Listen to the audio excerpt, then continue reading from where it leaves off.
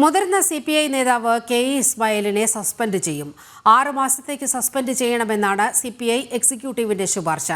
CPI executive തീരുമാനം സംസ്ഥാന കൗൺസിലിനെ അറിയിക്കും. CPI നേതാവ് P. രാജുവിന്റെ മരണത്തിന് പിന്നാലെ നടത്തിയ പ്രസ്താവനയിലാണ് നടപടി. പാർട്ടി നടപടിയിൽ ഇപ്പോൾ പ്രതികരിക്കാനില്ലെന്ന് KE ഇസ്മായിൽ പറഞ്ഞു. CPI മുൻ എറണാകുളം ജില്ലാ സെക്രട്ടറി P. രാജുവിന്റെ മരണത്തിലുണ്ടായ വിവാദങ്ങൾക്ക് പിന്നാലെയാണ് KE ഇസ്മായിലിനെതിരായ നടപടി. പാർട്ടിയിലെ മുതിർന്ന CPI നേതാവ് KE ഇസ്മായിലിനെ സസ്പെൻഡ് ചെയ്യാനാണ് തീരുമാനം. 6 മാസത്തേക്ക് സസ്പെൻഡ് ചെയ്യണമെന്നാണ് CPI എക്സിക്യൂട്ടീവിന്റെ ശുപാർശ. CPI എക്സിക്യൂട്ടീവ് തീരുമാനം സംസ്ഥാന കൗൺസിലിനെ അറിയിക്കും. CPI നേതാവ് P. രാജുവിന്റെ മരണത്തിന് പിന്നാലെ നടത്തിയ പ്രസ്താവനയിലാണ് പാർട്ടിയുടെ കടുത്ത നടപടി. P. രാജുവിന്റെ മരണത്തിന് പിന്നാലെ KE ഇസ്മായിൽ നൽകിയ പ്രതികരണത്തിന് പിന്നാലെ CPI എറണാകുളം ജില്ലാ കമ്മിറ്റി പരാതി നൽകിയിരുന്നു.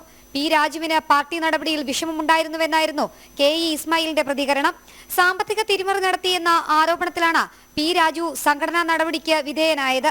എന്നാൽ അദ്ദേഹം കുറ്റക്കാരനല്ലെന്ന് കണ്ടെത്തിയിട്ടും പാർട്ടി നടപടി പിൻവലിച്ചില്ല.